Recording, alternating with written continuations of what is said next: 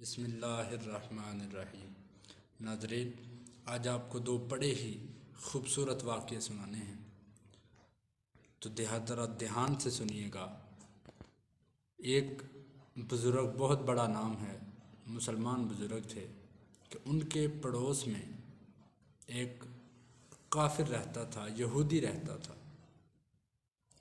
ناظرین، یہودی ایک دن کہیں چلا گیا، کمزور تھا مالی لحاظ سے، وہ تجارت کرنے کے لیے کہیں گیا تو بچہ جو تھا اس کا، ایک چھوٹا سا بچہ تھا، وہ روزانہ رات کو روتا تھا۔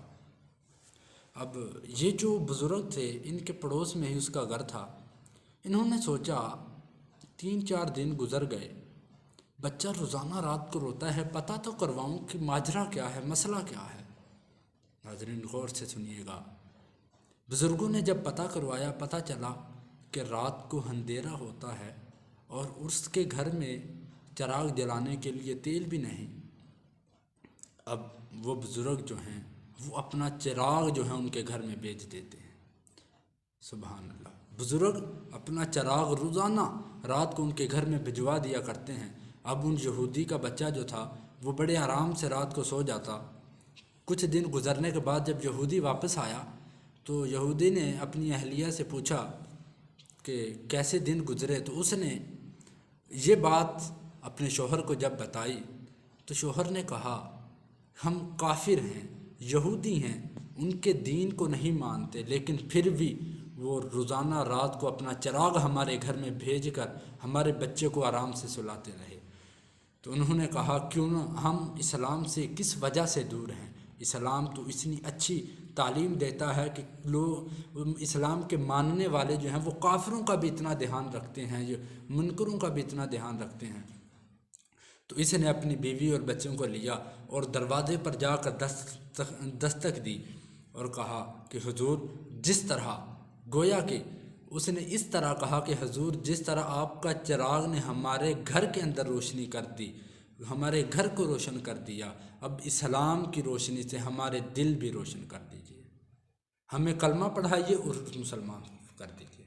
سبحان اللہ! اس یہودی نے کلمہ پڑھا اور مسلمان ہو گیا۔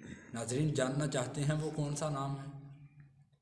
حضرت باجزید بسطامی رحمۃ اللہ تعالی علیہ، آپ کا نام ہے، بہت بڑے ولی اللہ گزرے ہیں، ان کا یہ نام ہے۔ اور دیکھیے کہ اپنے پڑوسی ہونے کے ناطے، بے شک کافر تھا، بے شک یہودی تھا، لیکن پڑوسی تھا، آپ نے اس کی خدمت کی، اس کے گھر میں چراغ بھجوایا، اور رزلٹ کیا نکلا کہ وہ کلمہ پڑھ کر مسلمان ہو گیا۔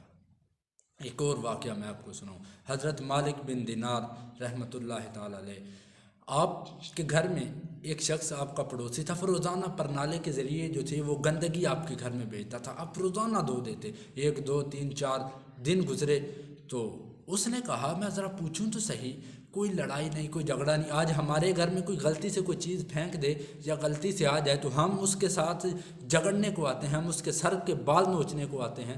ذرا دھیان سے سنیے گا۔ وہ شخص آیا دروازے پر، اس نے دستک دی۔ مالک بن دینار رحمۃ اللہ، آپ اس کی جو گندگی آئی تھی وہ دھو رہے تھے۔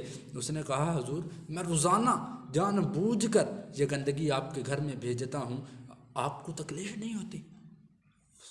کہنے لگے، تکلیف تو بہت ہوتی ہے۔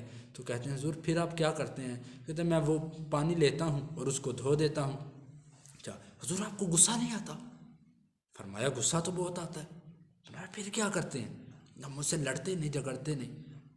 تو فرمانے لگے کہ ہمارے خدا کا قرآن کہتا ہے، جس قرآن کے ہم ماننے والے ہیں، وہ کہتا ہے کہ غصے کو پی جانے والے اور لوگوں سے درگزر کرنے والے لوگوں کو معاف کرنے والوں کو اللہ تعالیٰ پسند کرتا ہے، اللہ محبوب رکھتا ہے۔ تو کہتے ہیں، میں تو اپنے خدا کا بس اس حکم پر عمل کر رہا ہوں۔ سبحان اللہ! تو گویا کہ اس نے بھی کہا کہ حضور، جس طرح آپ میرے گھر سے آئی ہوئی گندگی کو دھوتے ہیں، میرے دل کی گندگی کو بھی دھو دیجیے، مسلمان کیجیے، کلمہ پڑھائیے۔ آپ نے کلمہ پڑھایا اور وہ شخص مسلمان ہو گیا۔ ناظرین، ہم مسلمان کہلاتے ہیں۔